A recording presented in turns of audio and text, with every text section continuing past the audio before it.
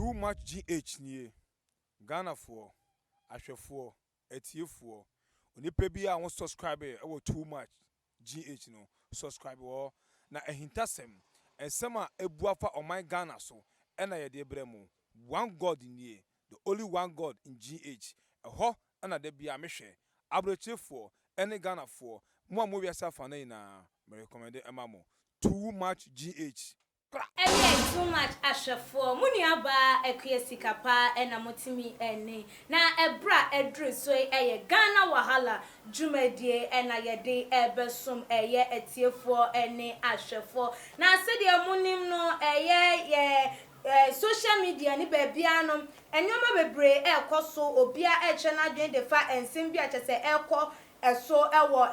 social media no na ye ni ababi wonu de yenim ne sanko no de wo ya abaye bia se obi sacha na dwen e de free de wo ye ho anase wo jai boni bia wo die no ankasa abaye ne de nke ye na ensusu da se esa ensema ebe ya na social media for order to social media nke yen hwehwe compose ebe free no na nso so enya efree no ho aba na wutimi hu se wanu ne hu ye pa na denti ena ama sa enuhu we ya ba denti ena ama abaya yi wo hu no se eye na brabo dada tantan ya na wo ye no won sisa emfa emfree mu mama yembonra ensem no emu abaya ni din ene eye Ya Jackson said the munim no oye Kumawood actress or ne ma mesewa omo wuhwe wotama no wo mu so a wutimu so no wo mu eyisini ebomu ye wonyine ye na asa watwe no hu de free sini ye na asai wo bobo enwuma a ukone na social media fe na asa adane slay queen e wo on ma wo slay and wo sorry and all the pictures to onom na wo the videos na wo yese ni nyina ebebe da honum na ene dey abaya no wa manensa so wa surrender minim se police ni kuro se soja ni kuro ogoko gina na koma ho ana ni tirimu atwi to kire na anu nti ama na ma nsa so ne de nya se nipa no wa ya de yie pa ene de abaya yinsem ode abatu edwa ene se I have repent gives my life to Christ over rising death throes across the world.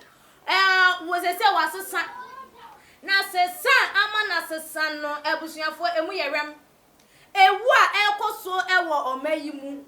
ewu a ekoso wo wiase afa na nyina no eno ena akenyan no eno na ama na hunu se nipa nsahwio he nipa wunya japade se den opa tofie tokas he de wupe bia ye wope krampo na sebi oja na fagu obi nsem na manipa ne nkotungu usika uwu a enya de se sika no ana saa ehunya de na wowo no ye de beka ho ede akwa from the biara eda wo so ana wote se saa nsem no nkrofo kam saa ne uwu a ye mfa hwin konkosiew wode oye dotie na aba ye dotie na abesa kono na wonjindi kopim se Kumawood actor no Kumawood industry no wo bi every mu a eka na kuma ehye no enu nti ama na enya enuhu enya adwensacha na se de mo amunim no ye nua bema Bishop Benanyaku ni woyi eni ewu a akeka COVID-19 so de na ho abagima ekunkum nkrofo no eno na chese abo abaya yi huna ni titu pa ene Bishop Benanyaku ni wo na owu ye no eno ena abo abaya yi pusa enu nti no waye na adwensese wansa cha na adwen na ene ye mprempren se nyankopon etisi wiase afa na nyina so wo baba bagine ma wanhwa no waye yiraba wanhwa na wo no osura hememu no wantimi ankobi totorobento ne bo papa wanhwa wo no de waye nchine kura na nka wayiremu entino sesei wa man ensa so wafa Yesu se ne kra agenkwa chese wone no ene behwia bom wone no na ebekọ ne Nyankopon fa benkum na onam ho ofanifa na onam ho otutu etietia na Nyankopon anemu na chese wadane na otumfo otutu tata ne Nyankopon tu na watiem otu na watiem se de beya wonyira ne kwan na obetinya di Nyankopon wachi enu nti wodi emfonye ne washa atade tenten ebebe to because unim sa abaya wonya abaya otimi she straight dresser etra ni koto dwempo na sese sada no na Nyankopon eba na Nyankopon so abawia ama no ama enede wa posti atade a wo she straight dress etra ni koto dwe chese wa address decent and only decent picture what they aba abonten na what they etu ho ewie ye no na chese or caption no say past life over, recognize my savior now, and in him is life. I am more than aware now we will die and leave everything on this earth. My repentance is because of the death happening across the world now. Save me, Daddy Jesus. And I would emoji and yet say was so emoji no nyado or him crampan kwa de beka ho wodi ni nyina egu ye ni post no asia na eno wode tu ho ewie ye na binom si dabio o da da nyame anasa wudi nyame ho fa na da wuye ni mu dia wuye ebi ni dia wuye dabi o de maye hu se ya na da bi na wo da ye because we just na yenim water ma we movie we are okay, we are decent any ho nkwane bam afa wo bebe ye ya wo se wo bonyom o de ya yitie raba ne ho nkwane ba ye ene anu anu no afa wo ntade hye wo suban wo ne ye nyina bebe ye tan aye se prekwa ye dware na wie na asade na akofuntum atechem sa na wo suban ye enti wo ye sure pass asema wo ken no correct because enya de se wo betimi afri wo no ma phone ana wo suban bonim na wosan aba ebinom se da bi onyankopon de wo de ne nsa kan no wo de ne nsa aka ayampa sa aba ne bia no de ne nsa aka no enti no moma yenjini endi yenhwe no ankonkosie bi aboso me ba kumienu bi na se ne ye esesa de na ehu se ne obebe dada yen na ansesa de ne ehu se ampa nyankopon na ageno ebinom se se nyame na ageno de ne de radia sepa because abaye de na yesu de ma no hwe senti ko betimi asesa emponi enti so wono a ese wasesa de free na kwambone hu ana wasesa de free enyoma boni a wo ye suban boni a wodan de abraba boni ana wo bo ni nyina wajai egu honum ama wahu se wiase afefe de yemfa enko ba bia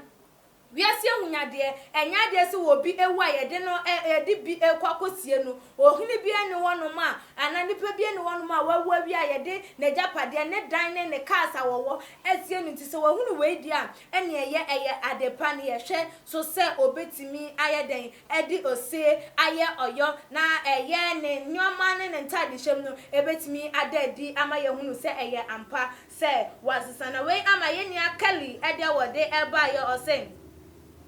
So if not for the death going on, you wouldn't have changed. Shame on you. I say, enti Kenya owuo na. Enye bishop na nya kuwuo no because I no need to plan as until Kenya no dey anka won sesan ye. Nyankopon we yensi na dwedwe o.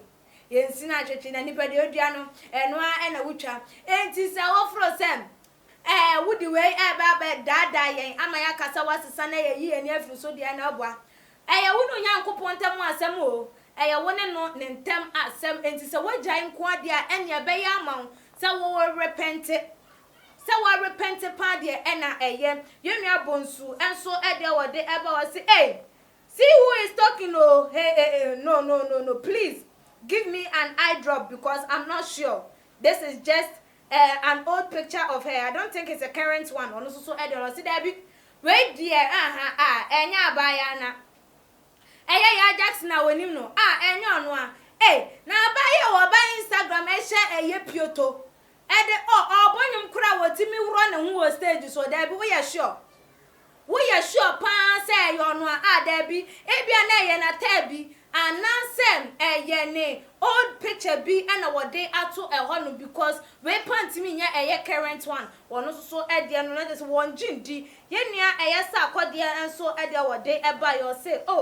we thank God that He has lifted you up. Now you've come to your senses that you want to be on His side. And I pray that God will also grant you this strength so that you can overcome all the obstacles and everything in accepting Jesus Christ.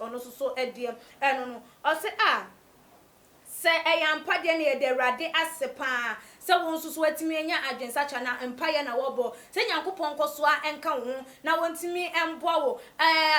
akwansidi a ebeba enam Kristo a wafa no Kristo a wafa no de eden abenya akwansidi na nso so no wo bo empire se Nyankopɔn ebema na hoɔden aye kese ewo so na abre ne abre bia no wahye woden na watimi agina atintim se obotan na wansan anhwe ase ankɔ wo tebia dada no mu ebio na obonsam ansan amfa wo nonum yenua Mercy enso edia wode eba ye o say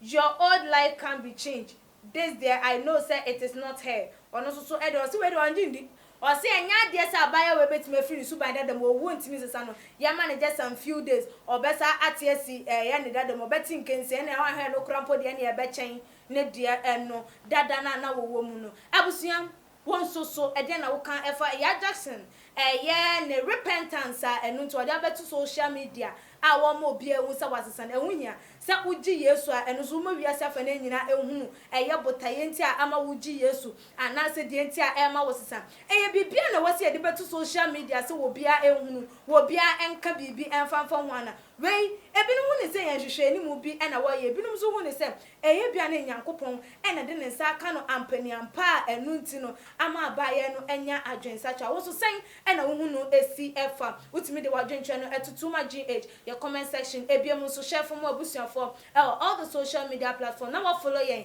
our Instagram @tumagh_ na wadwenche no ye de ebetu edwa e de amamidin ene ekria sikapa makramo